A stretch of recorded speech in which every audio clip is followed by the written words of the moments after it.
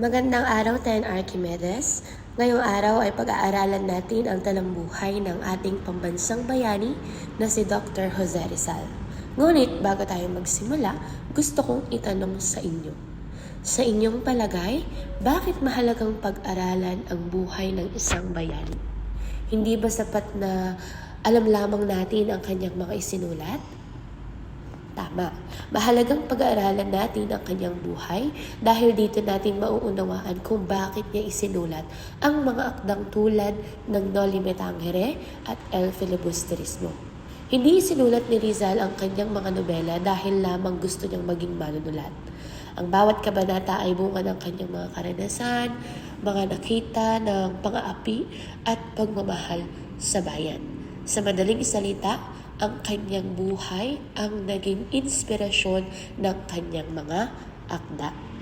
Ayon kay Leon Maguerero sa aklat na The First Filipino, A Biography of Jose Rizal, nagsimula ang salaysay sa mahalagang pangyayari noong 1872. Hindi karaniwan ang pagsulat ni Leon Maguerero ng talambuhay ni Rizal.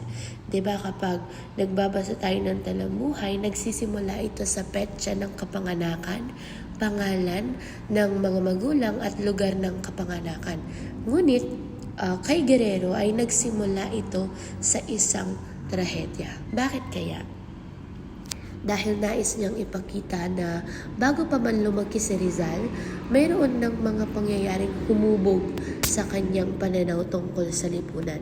Ipinapakita rito na ang kasaysayan ng isang tao ay hindi lamang nagsisimula sa kanyang kapanganakan, kundi po pati sa mga pangyayaring naganap sa kanyang paligid. Dumako naman tayo dito sa binanggit ni Leon Maguerero sa mahalagang pangyayari sa buhay ni Rizal.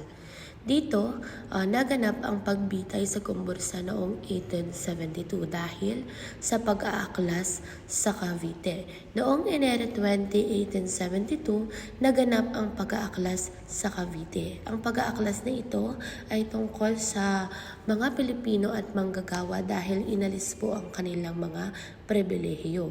At ang mga Kastila ay inakusahan po nila ito sa mga paring Gombursa.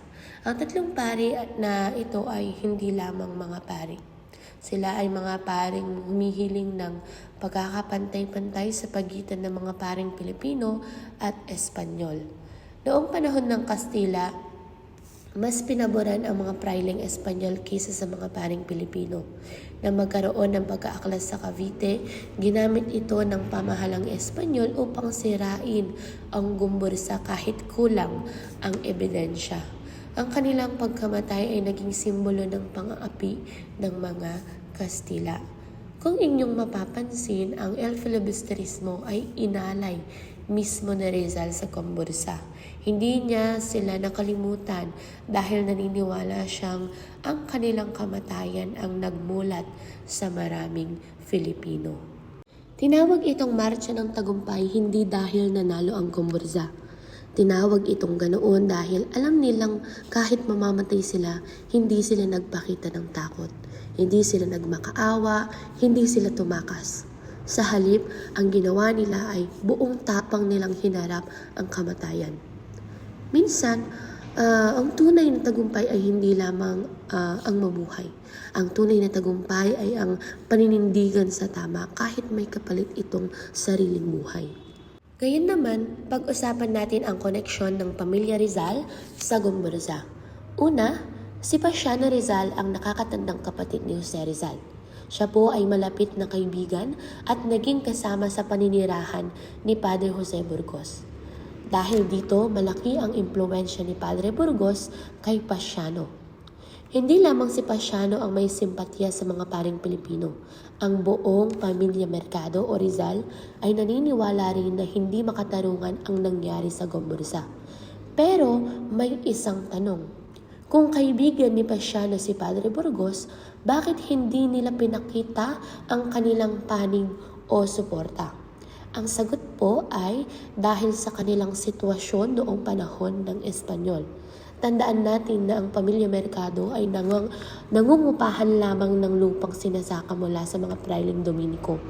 Ibig sabihin, ang kanilang kabuhayan ay nakasalalay sa mga prayle. Kung hayagan nilang ipinagtatanggol ang komunisa o kinokontra ang pamahalaang Espanyol, maaaring silang mawalan ng lupang sinasaka at ng kanilang ikinabubuhay. Mga karanasan ni Rizal sa kabataan. Hindi naging madali ang pagkabata ni Rizal o ang kanyang kabataan. Habang ang ibang bata ay naglalaro lamang, siya ay nakasaksi ng mga pangyayaring nagpakita ng diskriminasyon at pang-aabuso. Dito niya unang nakita na hindi pantay ang pagtrato ng batas. Dahil dito, naniwala siyang kailangan magkaroon ng pagbabago. Ngunit hindi niya pinili ang dahas. Ang pinili niyang sandata ay edukasyon at panulat. Ang pagkakakulong sa ina ni Rizal, inaresto si Doña Teodora noong 1872. Inakusahan sa gawa-gawang kasong panlalason. Nakulong ng 2 taon at kalahati. Napatunayang walang sala sa tulong ng mga abogado at naging malaking karanasan ito sa kabataan ni Rizal. Napakasakit para sa isang bata na makitang ikinulong ang kanyang sariling anak. Mas masakit pa rito ay alam niyang inosente ang kanyang ina. Ipinakita rito ni Rizal na minsan, kahit walang kasalanan ang isang tao, maaari pa rin siyang maparusahan kung hindi patas ang sistema. Ito ang dahilan kung bakit sa kanyang mga nobela ay marami tayong makikitang tauhang biktima ng maling hustisya. Paglalakbay ni Rizal noong 1887. Agosto 8, 1887, naglakbay si Rizal sakay ng Bapor Binyang. Tinawid ang Ilog Pasig patungong Calamba. Ang karanasang ito ay naiiugnay sa paglalarawan sa simula ng El Filibusterismo. Hindi basta simpleng paglalakbay lamang ang kanyang ginawa. Habang nasa Bapor, pinagmamasdan niya ang kalagayan ng Pilipinas. Napansin niya ang mga pagbabago sa lipunan. Mula rito ay nabuo niya ang idea ng pagbubukas ng El Filibusterismo gamit ang Bapor Tabo. Kaya kapag nabasa natin ang unang kabanata ng El Fili, makikita natin na ang mga paglalarawan ay hango mismo sa kanyang mga nakita. Buhay, akda at ambag sa kasaysayan. Maraming nagsasabing doktor lamang si Rizal. Ngunit kung susuriin natin, napakarami niyang talento. Isa siyang doktor, makata, pintor, eskultor, inhinyero, guro at mananaliksik. Ipinapakita lamang nito na hindi sapat ang pagiging mahusay sa isang bagay. Ginamit niya ang lahat ng kanyang talento para sa ikabubuti ng kanyang bayan. Ang kabataan ni Rizal. Ipinanganak si Jose Rizal noong Hunyo 19, 1861 sa Calamba, Laguna. Siya ay may 9 na kapatid at ang kanyang pamilya ang naging unang humubog sa kanyang mga kaisipan at pagpapahalaga. Ang unang guro ni Rizal ay hindi ang kanyang paaralan. Ang una niyang guro ay ang kanyang ina. Si Doña Teodora ang nagturo sa kanya ng pagbasa, pagsusulat at pagmamahal sa edukasyon. Makikita rito kung gaano kalaki ang papel ng pamilya sa paghubog ng pagkatao ng isang bata. Rizal bilang pambansang bayani. De facto na pambansang bayani. Si Jose Rizal ay kinilalang de facto o sang-ayon sa praktikal na pambansang bayani. Ibig sabihin, walang nagsasaad ng batas kung bakit naging bayani si Jose Rizal. Itinakda lamang siya ng mga nakakaraming mga tao. At ang de jure naman ay walang opisyal na batas na nagtatakda kung sino ang pambansang bayani. Kinilala siya dahil sa kanyang mga ambag sa bayan, mga akda at sakripisyo. Maraming nagtatanong kung bakit walang batas tungkol dito. Ang dahilan ay hindi kailangang magkaroon ng batas upang kilalanin ang isang taong nag-alay ng kanyang buhay para sa bayan. Kinilala si Rizal dahil sa respeto at pagkilala ng sambayanan. Dumako naman tayo sa mga akda ni Rizal. Una, ang Ala Patria. Ito ay sanaysay tungkol sa pag-ibig sa bayan. Inilathala sa La Solidaridad noong 1889. Pangalawa naman ay ang Noli Me Tangere. Ito po ay naglantad ng katiwalian at pang-aabuso sa lipunan. Pangatlo naman ay ang The Turtle and the Monkey. Ito ay ang kinikilalang pinakaunang nalathalang kwentong pambata ng isang Pilipino sa Ingles.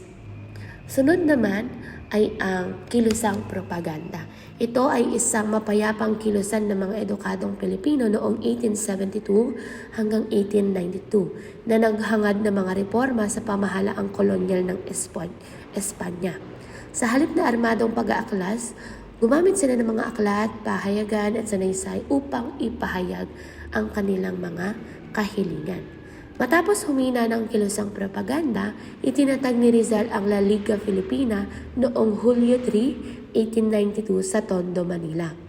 Ngunit makalipas lamang ang 3 araw, siya ay inaresto at ipinatapon sa dapitan ng Zamboanga. Sunod ang buhay ni Rizal sa dapitan. Matapos ang pagtatag ng La Liga Filipina, siya ay inaresto, ipiniit at ipinatapon sa dapitan Zamboanga. Sa dapitan, nagpatuloy siya ng paglilingkod sa mga tao. Maraming tao ang maghihintay na lamang kapag ipinatapon sa isang lugar. Ngunit hindi si Rizal. Sa dapitan, nagtayo siya ng paaralan, nanggagamot siya ng libre, nagpatayo siya ng sistema ng patubig at tinuruan niya ang mga bata. Ipinakita niyang kahit limitado ang kanyang kalayaan, hindi limitado ang kanyang paglilingkod sa bayan. Mga likha ni Rizal sa dapitan. Una, ang La Venganza de la Madre. Ito ay hindi lamang isang simpleng eskultura. Ipinapakita nito ang pagmamahal ng isang ina na handang ipaglaban ang kanyang ina. Maaari rin itong sumisimbolo sa inang bayan na ipinagtatanggol ang kanyang mga anak laban sa pang-aapi. Samantala, ang Mi Ultimo Adios ay isinulat ilang oras bago siya barilin. Isipin ninyo iyon, sa halip na galit na lamang ang kanyang huling isulat. Ang isinulat niya ay pagmamahal sa Pilipinas. Hanggang sa huli, ang iniisip niya ay hindi ang kanyang sarili kundi ang kinabukasan ng kanyang bayan. Hindi naging bayani si Rizal dahil lamang sa kanyang kamatayan. Naging bayani siya dahil sa mga pagpiling ginawa niya habang siya ay nabubuhay. Sa kabila ng mga pang-aapi at personal na pagdurusa, pinili niyang gamitin ang edukasyon, pananaliksik at panulat upang ipaglaban ang katotohanan. Habang binabasa natin ang El Filibusterismo, tandaan ninyo na ang mga pangyayari at tauhan sa nobela ay hindi lamang bunga ng imahinasyon ni Rizal. Marami sa mga ito ay nakaugat sa kanyang sariling karanasan at sa tunay na kalagayan ng lipunang Pilipino noong panahon ng Espanyol. Kaya ang pag-unawa sa kanyang talambuhay ay susi rin sa mas malalim na pag-unawa sa kanyang mga akda.